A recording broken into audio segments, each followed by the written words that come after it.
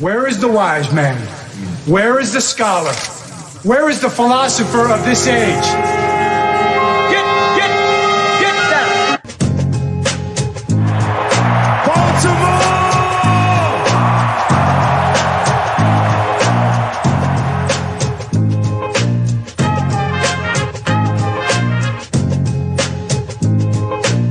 What are they getting? Everything out of me. They gonna get a Super Bowl out of me. Believe that. Believe that.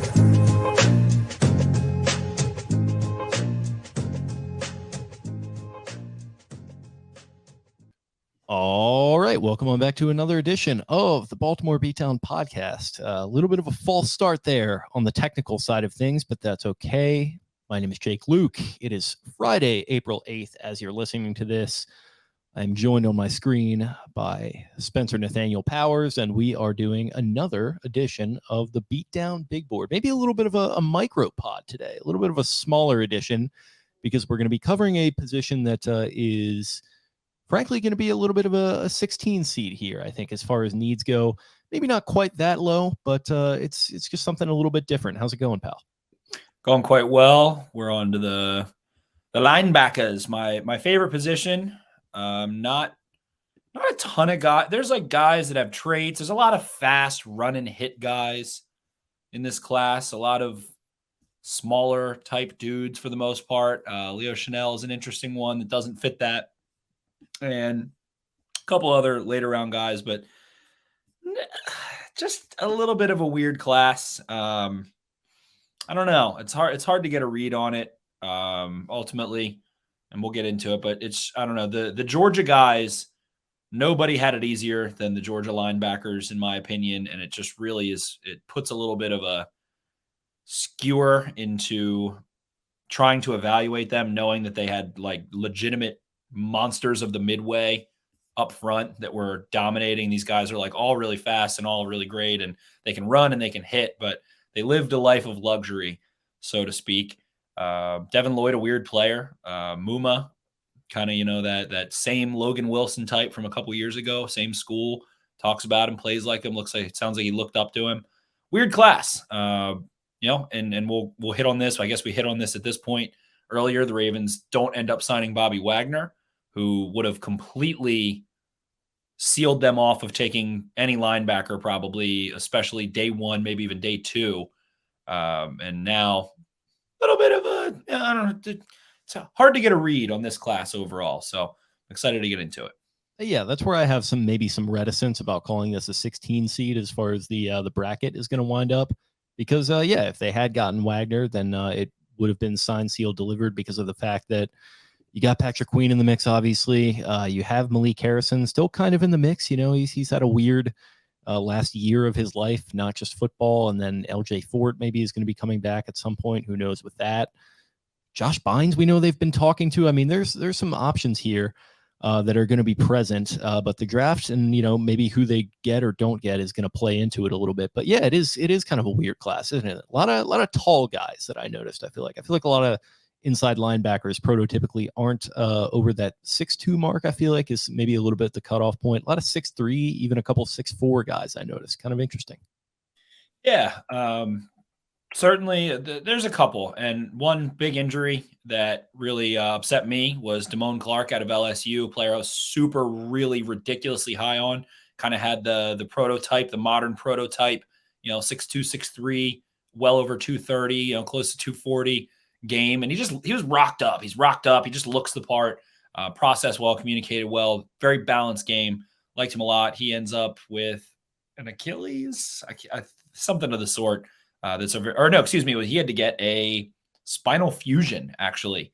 So shout out to Tiger playing this week in the Masters. There we go. LSU Tiger Woods, spinal fusion boys, ultimately. So upset on him. But yeah, then you got Chanal, like I said, who's just it's like if Brian Urlacher ate glass every day, every morning, woke up and just ate glass. Built like him, hits like a hammer. Kind of reminds me of Malik Harrison a little, but other than that, it's just a lot of the teeny speedsters, the Georgia boys, Christian Harris out of Bama, all those guys. So weird. It just doesn't feel like there's quite that complete player. And I guess we can kind of start off with Devin Lloyd. who is probably the closest thing to it, in my opinion. Someone who was asked to be a defensive end, like a base end at times. I think for the entire first quarter against USC in 2021, he played base end. Does have some good snaps in kind of the edge rusher or base end category. And you see some really unique movement skills from him, able to hezzy and swipe and dip and rip and bend and contort his body a little bit. The hand usage isn't quite there, but he gives you, and I don't want to call him poor man's, but I can't think of anything else. We'll call him kind of like, you see a poor man's Micah Parson. And I call him poor man's Micah Parson because he just doesn't have that same level of incredible athleticism. But you do see him run, you do see him hit.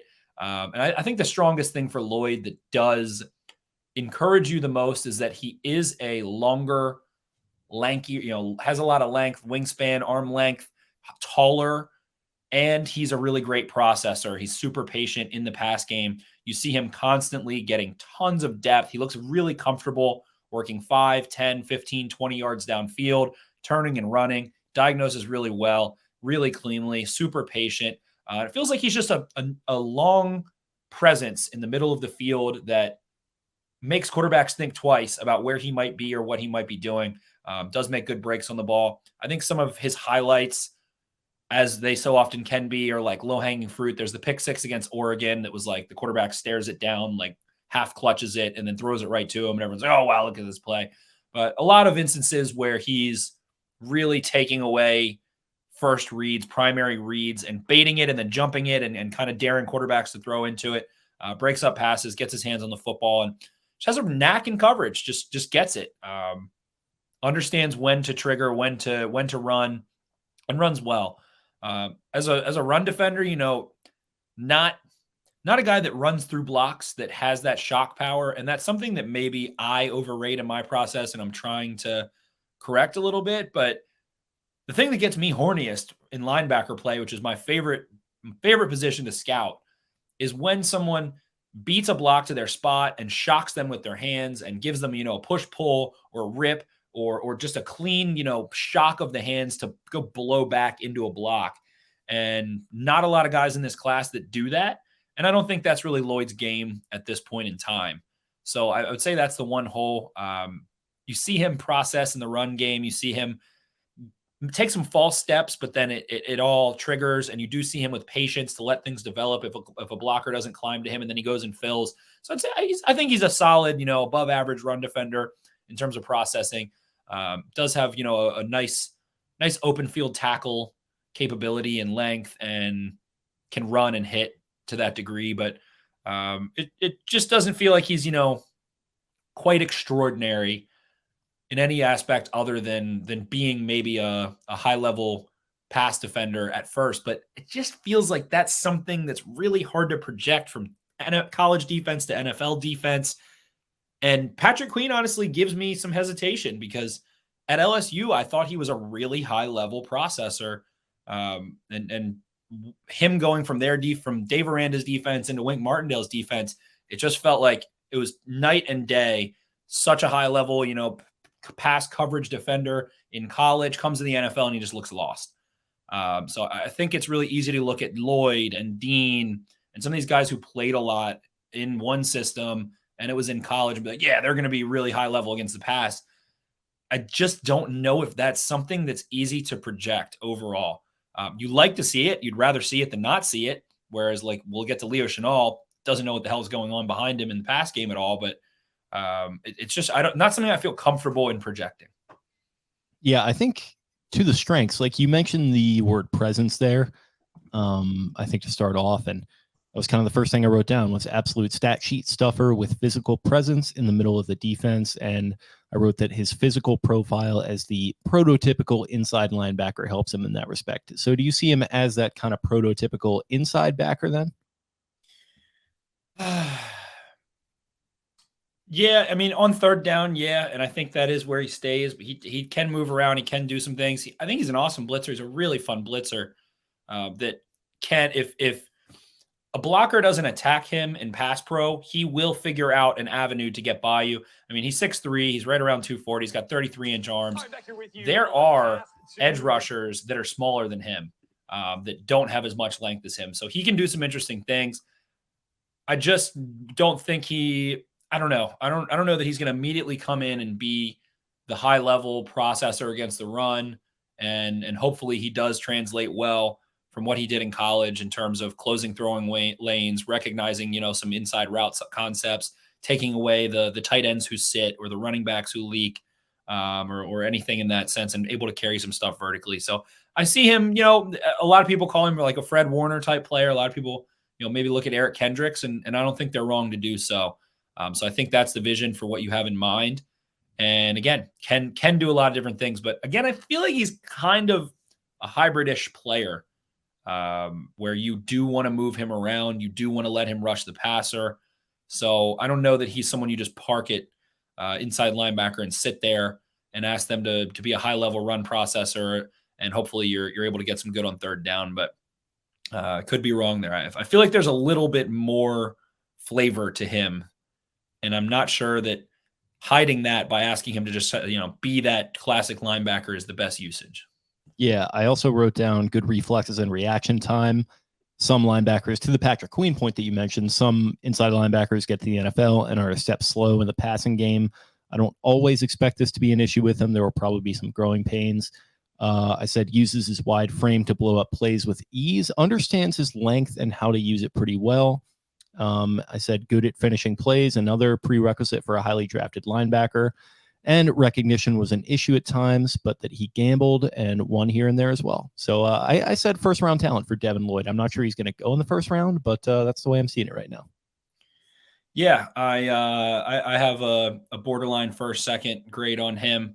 And I think that if I want to draft a linebacker in the first round, I want them to be his size, and I want them to have 33-inch arms, and I want them to run and do everything. So I think he checks all the boxes. And the thing that stuck with me from this offseason and kind of this draft process is he has played a lot of football in a very good defense at Utah. He was a 3-year starter. He was a first-team All-American. He has seen a lot. And I like that, especially at linebacker, especially transitioning to the NFL, because you don't get as much time as you used to. You don't get, the Rams talk about how they kind of stopped valuing draft picks as much as they used to because the CBA prevents getting as much time on the practice field with rookies.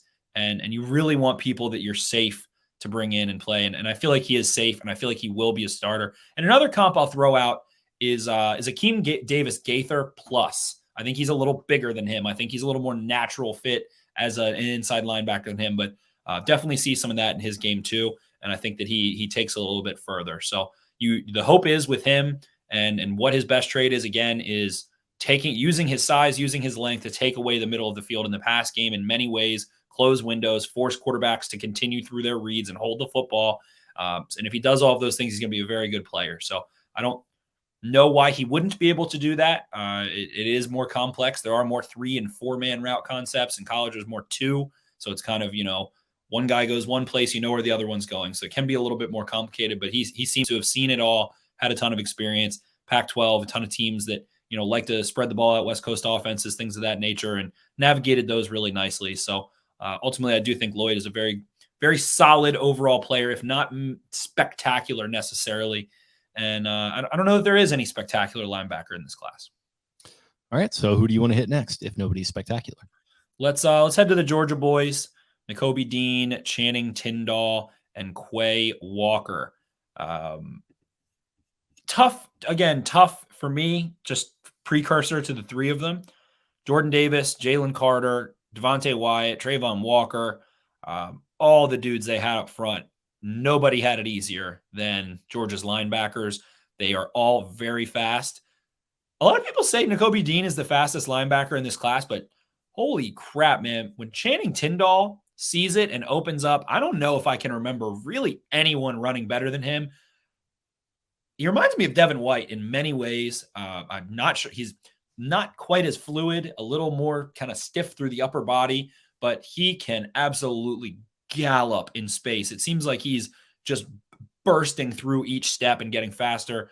True, really elite, explosive sideline to sideline range. I think he ran in the 4.4s, jumped 42.5 inches. That makes a lot of sense. he can run and hit, a little stiffness to him. But that is kind of a wow factor trait in him in just terms of athleticism. And there's a lot of rawness there. Otherwise, can do some things as a pass rusher. His wingspan 6'5". He ran 4.47, broad jump 10.9, vertical 42 inches. He's about 6'2", 230, 33-inch arms, 10.5-inch hands. And man, just if you need someone, if your defense lacks speed and you need someone who can run and chase down outside run concepts, holy shit, he can run, man. He is super high energy. He wants to do all of it. I don't know if there's any fluidity to him in coverage necessarily, but he gets it.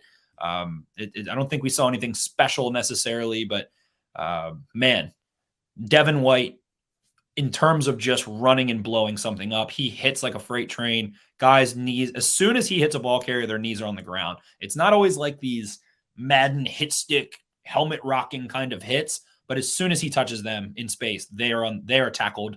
The play ended. So he's kind of like that just mindless guard dog that runs and chases stuff down sideline to sideline, but can probably attack him downhill, get him to mess up processing against the run and things. So I think there is elite potential in what he has there. I don't know that he's more than a role player necessarily, but just super fun to watch him run and hit stuff. It's awesome. Yeah, of the three Georgia guys, I only watched Walker. So if you want to hit on the other two, and then we can get to Quay, or what do you think? Yeah, for sure. I mean, Nakobe Dean, I was talking about, Queen, and I did have a first-round grade on Queen. He was my number one linebacker in the 2020 class. I have watched so much of him. I do think he is a very talented football player that is, had some growing pains, done a lot of fantastic stuff, had some highs, some lows, everything in between. Nakobe Dean reminds me of Queen. He's a little bit too small. And I think he's even more slight than Queen is overall kind of build, but has more experience. That was the thing about Queen and why the Ravens said, oh, Joe Ortiz pick Patrick Queen, because the next year we think he would be a top 10 pick. Dean has played a lot more football, 2-year starter, 5-star recruit, All-American, everything. Can run. He can bend in terms of being able to blitz and kind of rip and corner and be really fluid in turning a corner and hitting. He kind of didn't. There's a very high regard for him in coverage. I don't know how much I feel about it. I think it was very simple, and he just doesn't have the size or length to be a really high level kind of middle of the field defender like we talk about Devin Lloyd. I just think he was very blessed in terms of not needing to consistently take on blocks. I think he can a bit, but that's his weak spot. And I think if you're a team that he's not a foundational player at all, and some people have a top 10 grade on him, and I just don't see him being someone you stick into your defense and they're a force multiplier and they go blow up a game like a Darius Leonard or someone of the sort where they can take over inside and sift through trash and beat blocks over and over and over again and elevate that way. So I have a second-round grade on him. I think he's very slight. I'm curious to see what he's going to do when he has to consistently take on blocks, but he processes well. He is violent. He is smart. He is consistent. So I think he's a good starter. Really good blitzer. Not sure that he's ever going to get that special kind of treatment from a defensive line again, but if he does, hey, I think it'll be a lot of fun. Maybe Chargers. They now have they've got Sebastian Joseph Day, Linval Joseph, I believe, then the other gentleman, Jerry Tillery, then Joey Bosa, Khalil Mack. That sounds like guys are going to get a lot of double teams. That sounds like, you have Kenneth Murray, who is similar to Channing Tindall we mentioned, just kind of you want him to just run and hit, not really process. Dean can process, sift through some stuff, blows up screens a lot. I think he was mainly a man-to-man guy at Georgia, but so you didn't see a lot of like him feeling out soft spots and kind of undercutting stuff, but made some plays in coverage more than either of the other two. So Dean, to me,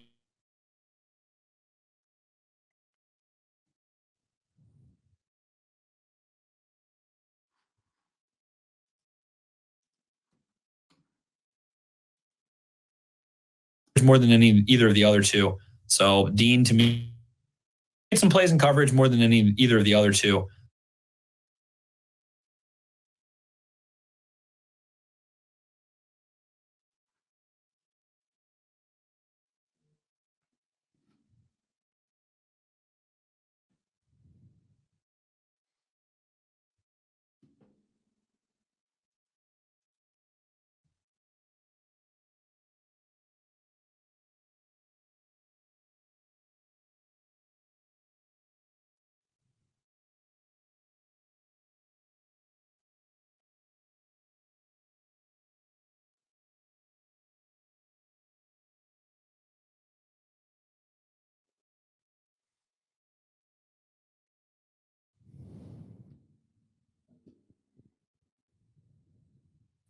Fucking bitch. It just does that randomly. Some plays in coverage more than either of the other two. Cool. About to make your point on Dean in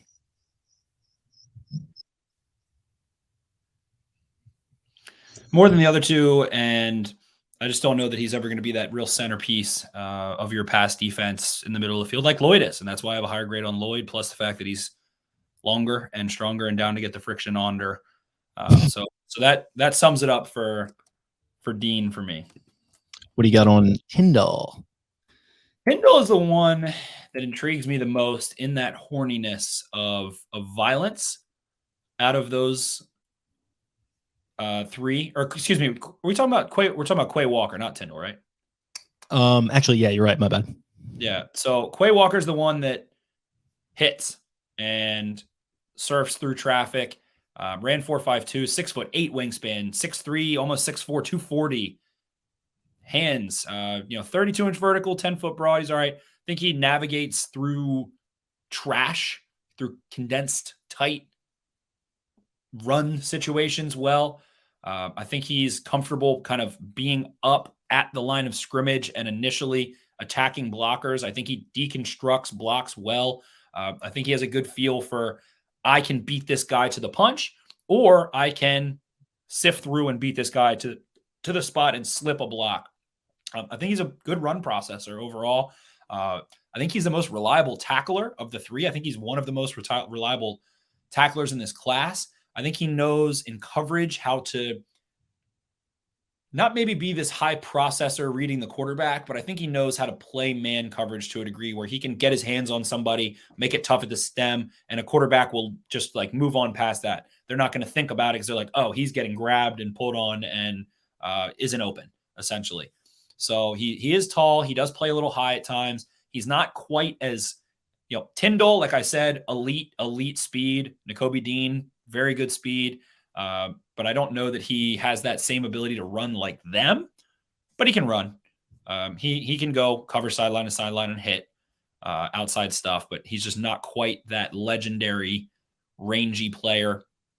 But I think you can ask more of him in coverage, and he has a good feel for it. And I like linebackers that stay square to the line of scrimmage and can kind of navigate through that D-pad, the shuffle that you'll see at the combine. You see guys are working linebacker drills, always keeping parallel, takes on blocks well. I think he has a pretty complete game, and I think you can kind of ask him to be a processor or be a run and chase player. So the hypothetical Mike or Will, I think he can kind of do either or both, which I think is a good fit for the Ravens. I think he'll be a solid starter overall. And I don't know. I like the size. I like, what they asked him to do. I like the consistency of him. So I don't know that he's ever going to be spectacular. And again, I do think they had it super easy at Georgia behind that line. But I like Kway Walker a lot. Yeah, I think he's freaking intriguing. I mean, I had 6'4", 241 written down. You mentioned the 4.52 at the combine, I think. Just feels like he could be an intimidating presence. I don't know if he always plays that big from what I saw, but what I did like about that was for that size, I wrote that he stays active and plays twitchier than I would expect. Like the hustle, seemed to be communicating a lot. So to the point about, benefiting from the guys up front, I think the fact that he seemed to be communicating here and there with his guys, I like that aspect of it. It seems like they're kind of benefiting from his presence as well. Wrote that he runs to the ball, sheds blockers on the way. Could maybe time his strikes a little bit better, which maybe goes into like the size thing as well. Doesn't always stand up to oncoming blockers in the run game was one thing that I noted, which I would probably want better from a guy his size. But I don't know, man, like to all your points that you mentioned there, it just seems like a very just kind of B+ type prospect. I really like him a lot. Maybe a little bit more consistency as far as play recognition was, something that some people noted that I saw, but I don't know, man. Day two guy to me. I think he could develop into a starter. What do you think? Yeah, I think he'll start. I think he'll start by the end of his rookie contract. And I don't know if he's ever going to be a Pro Bowl player necessarily, but it's all there. It's all there. He kind of doesn't quite have, like I said, it's just, and it's also the three of them all being prospects, and like Tyndall has that elite speed. Dean is the smaller, shiftier player, and then Quay Walker being the kind of balance between them a little bit, size wise, bigger, and just a little more well-rounded as opposed to explosive in any one area. Just gives you good context constantly. So yeah, I think high level backup. I think I have a borderline 3-4 grade on him. Think he's someone that can definitely push to play off the bat.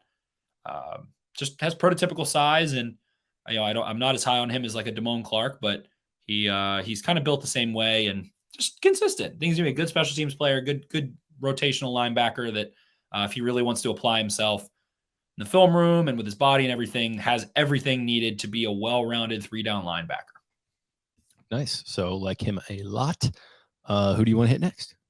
Let's head over to the sicko Leo Chanal. So go ahead. Yeah, he's a fun one, man. 6'3", 251 is what I had written down. Is that check out for you? That's the combine. Yep. Yeah, exactly. So I wrote compactly built, which helps him in one-on-one situations that require power, can hurt him a little bit when moving sideline to sideline. You're saying sicko a lot. The word I wrote down was strikes me as a throwback linebacker. Speed to shoot gaps, power to hold up in the run game. I saw him get fooled a time or two. I only watched a couple games. Fooled a time or two as far as, diagnosing plays and making plays in the pass game specifically, but high motor guy, great physical profile, vertical athleticism is kind of the thing that I starred, and just a relentless play style. And I see him as like probably a day 3 guy, but man, I think he could get his way into a rotation pretty quickly. And I think he's going to play on special teams right away. So that's going to help him. I mean, put him in Bill Belichick. Like Bill Belichick is going to absolutely love this dude. Yeah. Jim Leonard's defense, 31-inch arms, not super long, but he just attacks you with such ferocity that it doesn't even really matter. 1-5, 10-yard split, 9.99 RAS overall. 1-5, 10-yard split, 6.98 3-cone, which is really good for a middle linebacker, especially one really big like him. 4.24 shuttle was good. His broad was good. His vertical was good. 40.5 inches, 10'8" broad jump at 6'2" and 5'8", 250. Threw up 34 on the bench because he's just like that. Old Wisconsin farm boy Leo, and comes into, Jim Leonard's defense, who loves these. His linebackers are just attack dogs nonstop.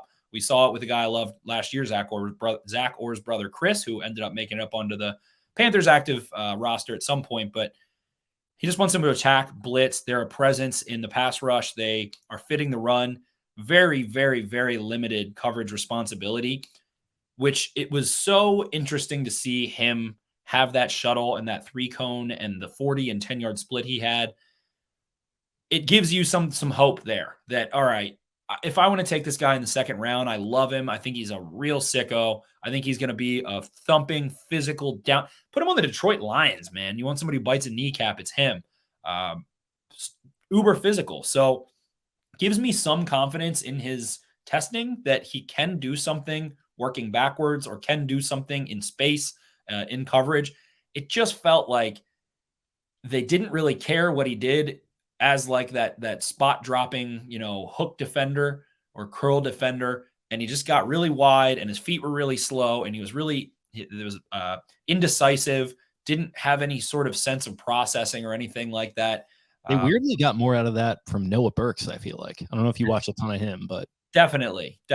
And Sanborn, the other one, is definitely a little more, the other Wisconsin linebackers, definitely a little bit more capable or felt more confident.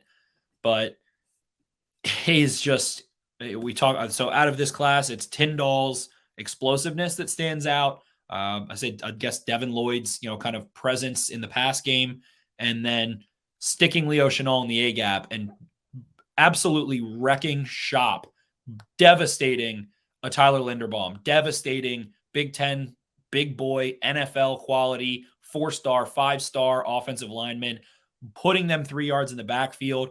The Dante Hightower comparison is out there, and it's easy to see that. It's easy to see him maybe being kind of that hybrid defender who comes down and stacks the edge and plays like, a Pernell McPhee at times. But the violence is awesome. It is like WWE quality. It is genuine. He's not some Trevor Penning, throw you on the ground after the snap. It's like, ball snapped, I'm going to fucking eat your face. And he does. One of the most difficult physical linebackers to block over the last couple of years, and really does remind me of Malik Harrison in ways, and even down to being, a really great tester. It's just that there's this urgency. It's like this, like 500 milligrams of caffeine straight to your freaking temporal lobe, ready to jump at the snap and attack the run, where Harrison was a little bit more calm and like goes up to the point of attack and then folds you down into nothing at Ohio State. So Chanal is like a little bit more urgent, and Harrison could work a little bit back, do some things in coverage a little bit more. But I do think there are some similarities there. So I think there would be a little bit of redundancy, but Chanal is just chomping at the bit for it. He just wants it so bad, and feels like he maybe is like a 10 out of 10 weight room guy, from the fact that he puts up 34 on the bench and squats like 5 billion pounds and is truly an elite tester, like 999 RAS, all-time great testing player. His brother John also had a 931, who's a fullback from Wisconsin, who was 6'2", 250, bench 30 reps, jump 37 inches, broad jump 10, had a 157 split, and had some really good agilities for a fullback. So you can tell the Chanals are just a sick in the head family. And how physical he is, him being a Pro Bowl player in that Dante Hightower sense is certainly possible to me. Put him in a Belichick defense, watch him go wreck moving downhill, diagnose the run incredibly well, and ruin lives with the ability to run a bit. He's big dude, kind of clunky still, tested really well. And the thing about testing and training in these ways for these drills and some of the agilities and things is like, guys can remake their body composition. They're still so young. When you train in a way intensely for, 2-3 months that you haven't before, it can open up some things. It can make you a little more flexible. It can change your body composition. So again, you like the testing to show that he can do something in coverage. He can change direction. He can just kind of move in different ways, laterally and backwards, and completely changing direction that encourages you there. So hard not to love him when you're watching him. Just really fun to watch. Yeah, he is. That's definitely the adjective I would use to describe the most, is fun to watch, and we'll see where he goes. But he's definitely, I think, a guy that we're going to be talking about at the end here. Who do you want to hit next? There's Christian Harris at Alabama, and there's Chad Mumma at Wyoming. Are guys that I watched a bit and stick out a little bit. I know you watch Mumma, so how are you feeling on Mumma? Yeah, I actually watched them both, but yeah, Mumma, he kind of reminds me a little bit of Chanal, and hopefully that's not like the racial things. You want to cross that line as often as you can, but it does seem like he is kind of another high motor guy. I wrote down see ball, get ball type linebacker for him. Again, I wrote the vertical speed, and I wrote that like he felt like he had to cross sports into Formula One here a little bit. It seems like he has like a racing line, quote unquote, to get to where he needs to go on like running plays. Like he doesn't allow himself to get caught up in a lot of the junk going on around him. So that allows him to square up to his targets, strikes with ferocity, and was a tackling machine on the stat sheet. Another one here that we're talking about, which is great. I said the aggression can hurt him a little bit with the occasional over pursuit, but I got the sense that he was maybe trying to play a little hero ball on that Wyoming defense, which I can't totally blame him for. I also wrote low-key a menace in coverage at times, and I don't think that's really going to translate to the NFL right away, but something that I don't think you can totally teach. And I guess weaknesses, I said plays a bit too high and can get washed out of engagements because of a lack of a toolbox with his hands and arms.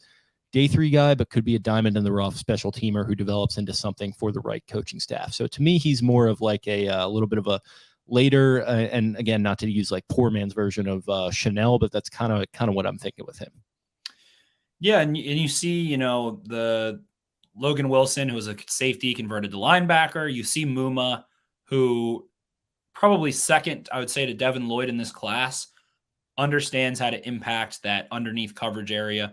I don't think he can carry deep like Lloyd was, or is quite as comfortable in that sense in some like kind of man situations and abrupt change of direction situations as Lloyd. But a lot of similarities. And I have both of their measurables pulled up because I saw that they were comparison when I was looking at Mumma's RAS. Mumma's a 9.76. Lloyd is a 9.57. Mumma is 6'2" and 6/8. Devin Lloyd is 6'2" and 6/8. Mumma was 239, Lloyd 237. Mumma put up 27 reps, Lloyd put up 25. Mumma ran 4.63, Lloyd ran 4.66. 20-yard split 2.71, 20-yard split 2.71, 10-yard split 1.61. Devin Lloyd's was 1.58. The broad jumps were 3 inches apart. So I think there are a lot of similarities there. If I'm betting on guys to become a well-rounded 3-down linebacker in this class, I think it's Lloyd number 1 and Mumma number 2. I have a higher grade on Mumma than I do on Nakobe Dean. I think that he's a second-round guy. I think that Mumma is just going to plant in your defense and play quality football. He does process well against the run. He is a really consistent tackler. He does understand what's happening behind him in coverage and how to impact it and move with it into the flow. And like you said, when he sees that line, when he sees that path, and it's kind of, I'll even say another one outside, it's like a skier. There's this movie, the movie about the skier that turned into like the poker game concierge, the redhead girl. Oh yeah. It was on Netflix for a couple years. Yeah, it's the Sorkin movie. I'm trying to think exactly what Molly's Game. Yeah. Molly's Game. You see in the beginning of that, you have to find your line as you're skiing and you're going through the moguls. And just like you said, he finds his line. He takes amazing angles in the perimeter run game and just runs it straight out, arrives perfectly, breaks down well, can force plays back inside on the perimeter. So I really like Mumma. Had a really nice Senior Bowl. I think he might end up being my linebacker 2 in this class behind Lloyd. So I like him a lot. I think both of those guys, you're getting somebody who's going to play quality football for you within a year. I think by the end of their rookie seasons. And I think Mumma ends up being a starter. And it's hard not to see Logan Wilson. It's hard not to see him talk about Logan Wilson, where he said, from the time I was a freshman, he showed me how to do it and how to do it right. You watch the tape. It's the same team. It's easy to scout the helmet, but you see them repeat many, many things in coverage. They're kind of knack for being in the right place at the right time underneath when balls are tipped and things. And you see Mumma kind of like snipe a quarterback's angle to throw a ball to the flat and have a pick 6 where like he emerges as a quarterback's trying to dump the ball off and he's not really near the running back, but he just cuts it off, takes it to the house.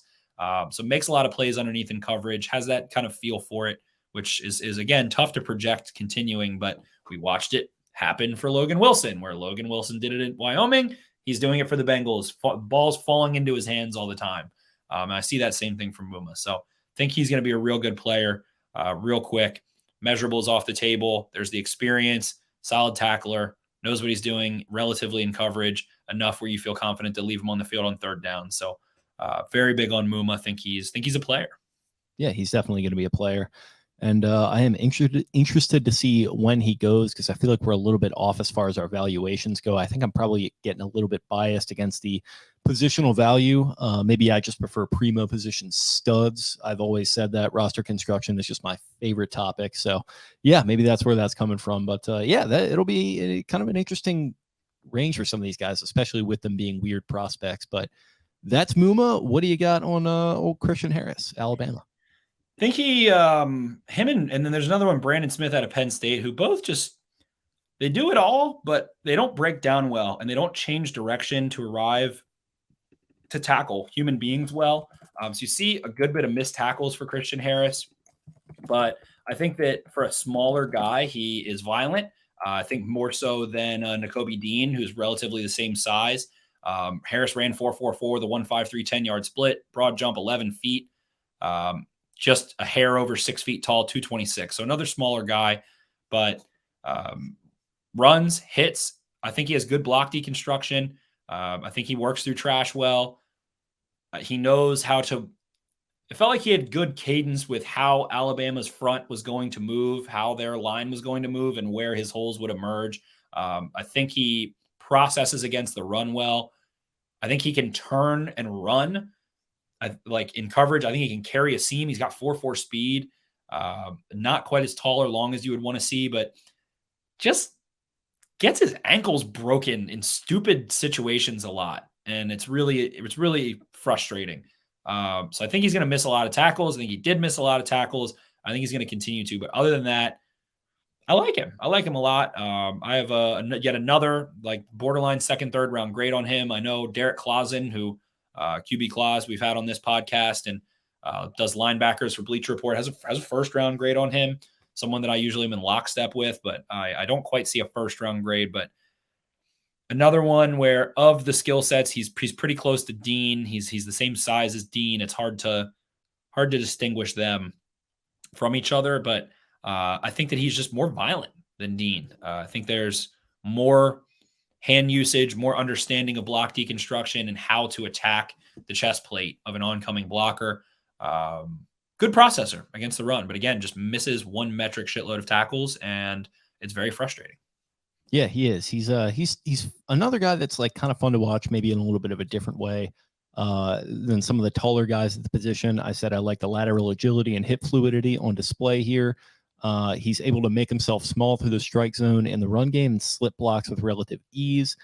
Some shoot gaps and arrive in backfields in a way that you would like for a guy with that size and skill set. But to your point, I said gets washed out of plays at times by guys outside of his vision cone. Shout out to that one shitty Madden year. And said, I'm just not sure, like, not having spatial awareness to the extent that he doesn't have it. I don't know how much that's going to improve when you get to the NFL and everyone's bigger and faster. Then he also gets, picked on in the pass game here and there. And you mentioned the missed tackles. I was reading through Zero Lines right up before we got going. And he included a quote from a personnel director for an NFC team who said, quote, "He's less instinctive and less physical than I'm used to seeing from an Alabama linebacker." So, yeah, CJ Mosley, he is not, but I said rock solid day 2 prospect for me. I like him. And he can run. He can definitely run. He can run in the pass game. So, I don't know. I like Queen, as anyone who listens to this podcast over time knows. I do like Malik Harrison. We haven't seen him be an urgent player or a high-level processor. It's tough to imagine taking a Harris or a Dean or some of these smaller guys, especially where they're likely to go.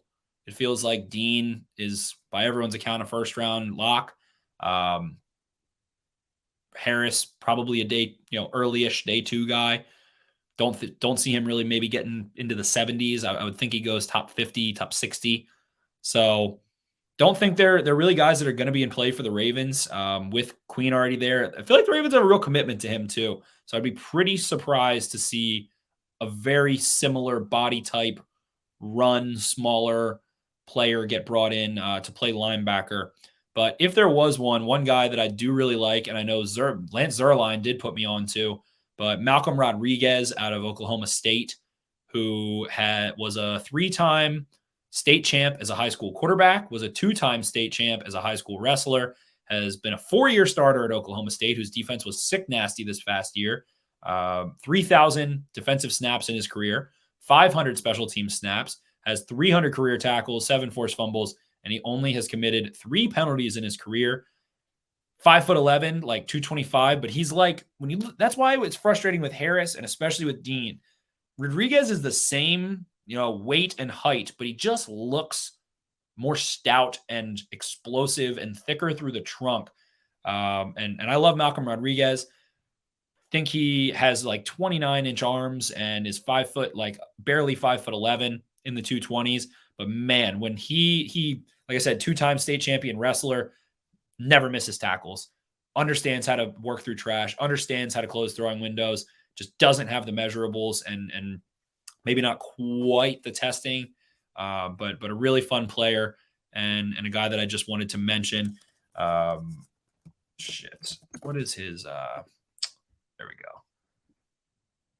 I completely lost my train of thought, but he ultimately, a guy that I could see being a emerge. If there's someone who's going to emerge as a late day 3 prospect, round 5, that could come in and play very quickly and be like a Cole Holcomb plus for the Commanders. I think it's Martinez, and I think he's going to be a fun player. And again, Damon Clark, a guy before we wrap up, just very sad about his spinal fusion. Not great at all, but might have been my linebacker 1 in this class if it wasn't for that. So very unfortunate there. Hopefully he's able to recover. But yeah, this linebacker class is a weird one, man.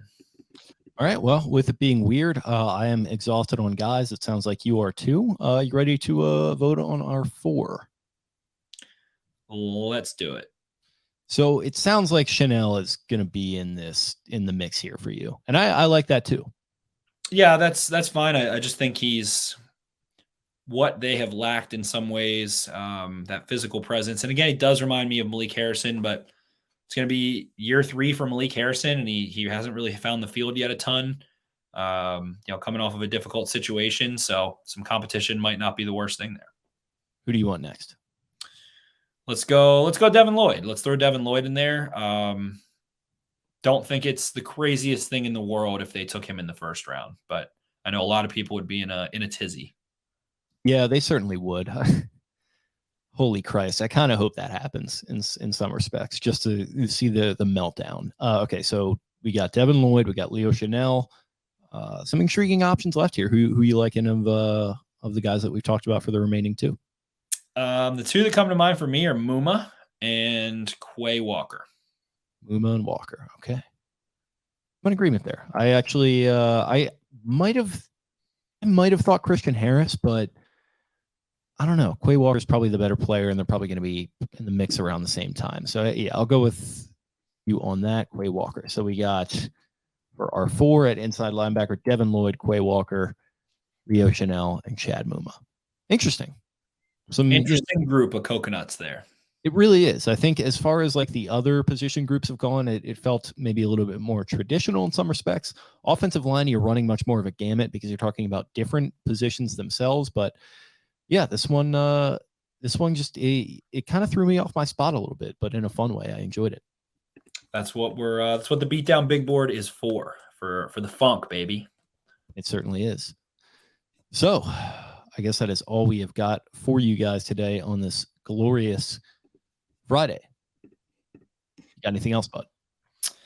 Nothing else, man. But I do think the Ravens are going to come out of this draft with a linebacker. So that's the funny part of it. I think, if they're picking 8, 9, 10, 11 times, as we talked about the Liars Luncheon and DeCosta kind of saying we're going to pick a lot. We don't know if it's 10, 9, 8, 11, but hard to think that they wouldn't ultimately draft a linebacker. And maybe it isn't someone we talked about ultimately, but I don't know. Weird class. And I think linebacker is really turning into a hard position to project in the NFL. So I'm curious to see how it turns out. A couple guys like DeMarco Jackson, Darian Beavers, Troy Anderson, Brian Asamoah that we didn't really get to, but very curious to see which direction they go. Yeah, I think we probably are going to see one, and maybe it will be one of these guys. So thank you guys for tuning in. Enjoy your weekends. Make sure you follow the show on social. You can find us on Twitter at Podcast Beatdown. That's where we're actually going to be putting out the poll to vote on these 4 guys. The top 2 of the prospects will make it through to the April Anarchy bracket, which we're going to run just before the draft to determine the perfect prospect for the Ravens. We're going to be running 2 separate ones that we vote on and that the fans vote on. So stay tuned for that at Podcast Beatdown. Like I said, you can find me at Jake Luke. That's LOUQUE. You can find Spencer at Ravens 4 Dummies. That's the number 4. Thank you guys for listening, and we will talk to you again next week. See ya. Arrivederci. Where is the wise man? Where is the scholar? Where is the philosopher of this age? Get down! Baltimore!